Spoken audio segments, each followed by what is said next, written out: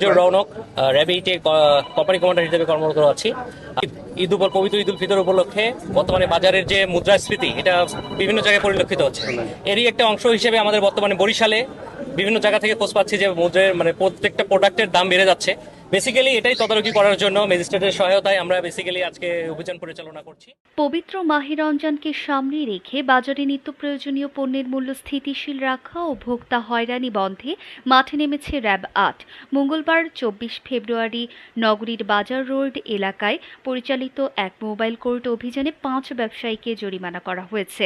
দুপুর ১২টা ২৫ থেকে ১টা ৫০ পর্যন্ত প্রায় ১.৫ ঘণ্টা ব্যাপী এই অভিযানে অংশ নেন র্যাব-8 সদর কোম্পানির সদস্যরা এবং জেলা প্রশাসন, বরিশালের একজন নির্বাহী ম্যাজিস্ট্রেট। অভিযান চলাকালে বিভিন্ন দোকানে মূল্য তালিকা দৃশ্যমান স্থানে টানানো হয়নি। কেউ কেউ মেয়াদোত্তীর্ণ লাইসেন্স ব্যবসা পরিচালনা করছেন, আবার কোথাও মেয়াদোত্তীর্ণ পণ্য বিক্রির প্রমাণ পাওয়া যায়। এসব অনিয়মের দায়ে ৫ দোকান মালিককে সর্বমোট ৯,৫০০ টাকা অর্থদণ্ড দেওয়া হয়।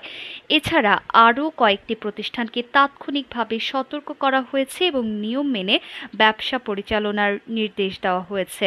র্যাব-8 জানায়, রমজানকে কেন্দ্র করে একটি অসাধু চক্র কৃত্রিম সংকট তৈরি ও অতিরিক্ত মুনাফা আদায়ের চেষ্টা করে থাকে। এমন পরিস্থিতিতে সাধারণ ক্রেতাদের স্বার্থ রক্ষায় তারা নিয়মিত বাজার তদারকি অব্যাহত রেখেছে।